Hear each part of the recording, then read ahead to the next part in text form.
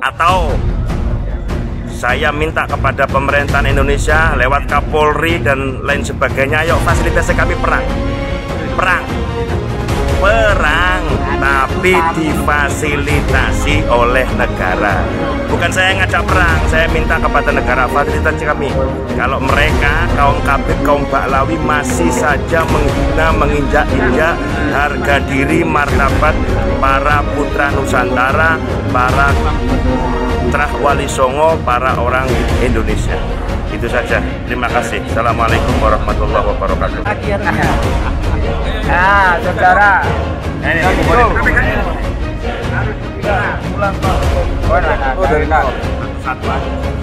Assalamualaikum warahmatullahi ta'ala wabarakatuh. Bismillahirrahmanirrahim. Alhamdulillahirabbil alamin.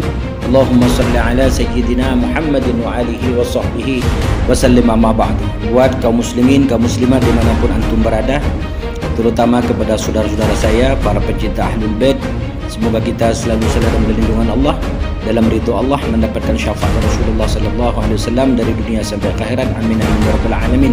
Dan semakin kuat mahabbah cinta kita kepada Ahlul Bait Rasulullah sallallahu alaihi wasallam, walaupun semakin banyak para penghujat, para pembenci habaib, semakin banyak para yang memfitnah habaib, semakin kuat mahabbah dan cinta kita kepada Ahlul Bait Rasulullah sallallahu alaihi wasallam.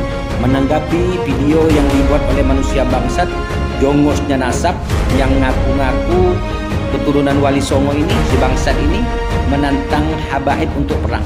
Hei bangsat biadab, saya terima tantangan lu bangsat biadab. Tentukan, minta fasilitasi oleh pemerintah, silakan. Ayo tentukan tempatnya di mana atau ketemu di mana, silakan. Jangan habaib, masih banyak para pencinta Ahlul Bait siap mati untuk membela para habaib. Hei manusia bangsat, manusia biadab yang nentang habaib untuk berperang, silakan. Mau lewat pemerintah, fasilitasi pemerintah, atau kita aja, ayo. Tentukan tempatnya bangsat biadab, jongos nasab, ngaku keturunan Wali Songo, termasuk itu si tungau muda korek kuping itu ada di situ. Jongosnya nasab. Itu manusia biadab, manusia bangsat, anak-anak zina yang telah berkumpul itu. Itu cari-cari nasab itu. Nasabnya tidak tersambung, dia mencari-cari orang untuk menyatukan nasab-nasabnya. Hei, tentukan tempatnya di mana. Mau lewat pemerintah silakan, telepon Kapolri, ketemu di mana?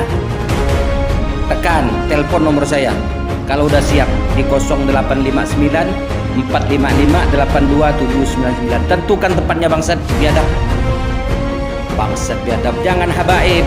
Nih, perang sama saya, sama pengikut habaib. Saya siap terima tantangan kamu bangsat biadab. Buat para pencinta Ahlul Bait, dengan fitnah-fitnah akhir zaman ini saya sampaikan, jangan kendor. Kita semakin kuat, semakin mahabbah kita pada habaib. Jangan kendor, bela habaib. Tak kalah habaib dihina, dicaci maki, siap kita, hidup ataupun mati. Ingat, tentukan tempatnya di mana. Bangsat biadab, jongosnya nasab. Ini jongosnya nasab ini. Tuh, kumpul itu sama tungau muda korek kuping itu. Untuk para pencinta Ahlul Bait, semakin hari semakin banyak para pembenci habaib. Allah tampakkan mana pengikutnya Dajjal, mana pengikutnya Imam Mahdi. Allah tampakkan sekarang. Para pencaci habaib, para pembenci Ahlul Bait itu anak-anak zina, anak-anak di luar nikah, manusia-manusia munafik yang Allah tampakkan di muka bumi ini. Itu jongos-jongos nasab itu. Ada yang ngusir habaib dari Indonesia ini. Memang Indonesia ini punya bapak lu, ngusir-ngusir habaib. Yang harus diusir itu oleh kamu itu jongos-jongos Cina itu, komunis itu yang masuk ke Indonesia. Habaib kami tidak makan uang rakyat Indonesia, bukan korupsi uang rakyat Indonesia. Kenapa harus diusir? Bangsat biadab, anak-anak zina, anak di luar nikah, bangsat biadab. Tentukan tempatnya. Mau fasilitasi oleh pemerintah silahkan. Kami siap turun dari Pontianak. Tentukan tempatnya. Ketemu di mana? Di Surabaya. Silahkan tentukan tempatnya. Kau menentang Habib nih, langkahi dulu mayat saya ini. Hei jongos babi kau, ingat itu antek-anteknya si Imad itu.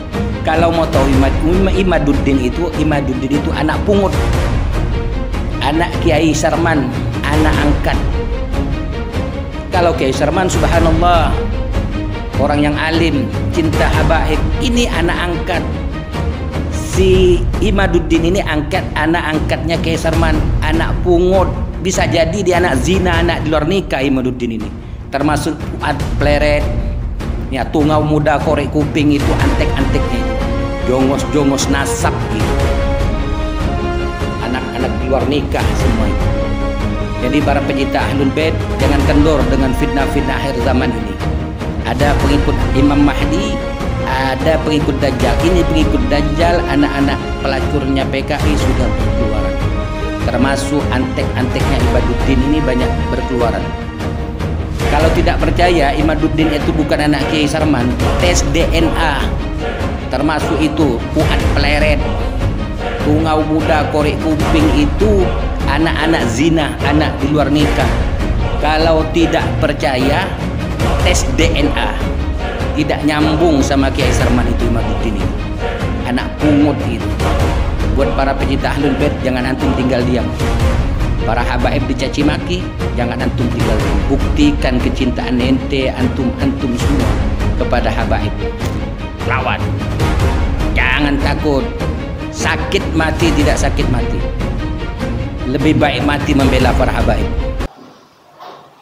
Assalamualaikum warahmatullahi wabarakatuh. Bismillah, alhamdulillah, wa la hawla wa la quwata illa billah. Asyhadu an la ilaha illallah wahdahu la syarika lah, wa asyhadu anna sayyidina wa nabiyyana Muhammadan abduhu wa rasuluhu alladzi la nabiyya ba'dah. Allahumma salli ala sayyidina Muhammad wa ala ali sayyidina Muhammad, amma ba'du. Para saudara-saudariku sebangsa setanah air dimanapun kalian berada, para sahabat-sahabatku, para subscriber, para netizen yang budiman, selamat datang kembali di channel Gus Hasan Asy-Syarif Official. Semoga kita selalu dalam keadaan sehat jasmani dan rohani kita, dimudahkan segala urusan kita, dilancarkan rizki kita dan diberkahi hidup kita fid din wad dunya wal akhirah. Amin Allahumma amin. Baik teman-temanku sekalian, para sahabat-sahabatku dan semua kalian yang menonton video ini ya. Ini ada seseorang ya yang mungkin dia tidak tahu kronologi atau mungkin pura-pura tidak tahu ya, di mana Kiai Syarif itu ya menanggapi tentang beberapa kelat Ba'alawi yang suka menantang untuk berperang, bahkan mengangkat pedang. Di dalam videonya, di dalam ceramahnya membawa pedang menantang orang-orang yang mengkritisi nasab mereka. Bahkan mereka itu berani menghina para alim, para ulama yang memang notabene para alim, para ulama ini bagian dari zuriyahnya Wali Songo. Nah, Kiai Syarifuddin dan juga Tengku Muda Qori Al-Qusasi itu menanggapi oknum-oknum klan Ba'alawi yang seperti itu. Nah kemudian ada ini Muhibbin ini, orang Pontianak ini yang namanya katanya Mukhlis, yang sampai menunjukkan nomor teleponnya, itu menantang untuk berduel dengan orang-orang yang berani mengusik para habaib. Dan dia itu menuduh Kiai Syarifuddin dan Tengku Muda Qori Al-Qusasi itu orang yang tidak jelas nasabnya, mengaku sebagai zuriyahnya Wali Songo, kemudian menyambung-nyambungkan nasabnya. Padahal kita sama-sama tahu bahwasanya Kiai Syarifuddin itu di mana-mana dia tidak pernah mengaku sebagai zuriyahnya Wali Songo, bahkan dengan bangganya dia mengatakan saya ini keturunan Mongol. Dan itu saya saksinya. Dan setiap beliau berinteraksi dengan kami, selalu mengatakan saya ini turunan Mongol. Jadi tidak benar kalau Kiai Syarifuddin itu membawa-bawa nama Wali Songo, mengaku sebagai zuriyahnya Wali Songo. Tapi Kiai Syarifuddin itu adalah orang yang cinta kepada Wali Songo dan zuriyah Wali Songo.